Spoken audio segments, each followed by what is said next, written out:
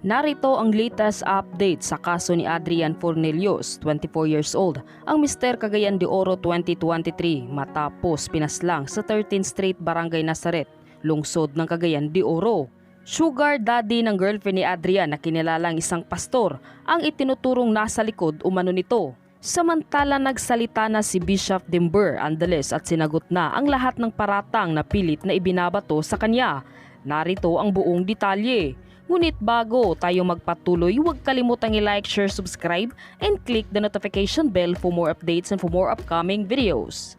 Maraming salamat! Matapos sa mga nagsilabasang konvo ng nasabing pastor at girlfriend ni Adrian sa social media, ay inulan ng mga negatibong komento ang dalawa.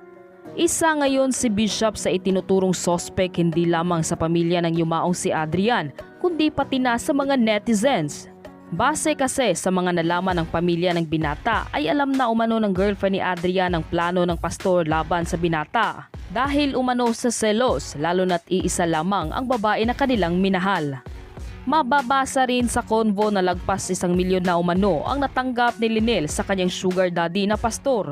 Kung kaya't isa rin ito sa naging dahilan. Samantala nagsalita na ang pastor na kinilalang si Bishop Dimber Andales, matapang niyang sinagot ang mga paratang at pag-ugnay ng kanyang pangalan sa pagpanaw ng binata na si Adrian Fornelius. Mariin niyang itinatanggi ang mga nagsilabasang ebidensya patungkol sa konvo nila ni Lynel.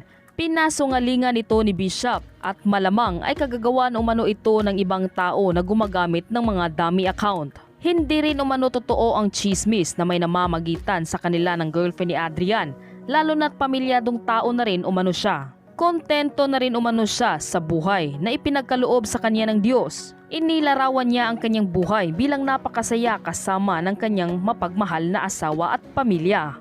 Samantala sa kontrobersyal na hinaharap niya ngayon ay handa umano siyang harapin at patunayan na malinis ang kanyang konsensya. Gayunpaman ay patuloy pa rin umano siyang magsisilbi hindi lamang sa ating mahal na Diyos kundi pati na sa ating sambayanang Pilipino.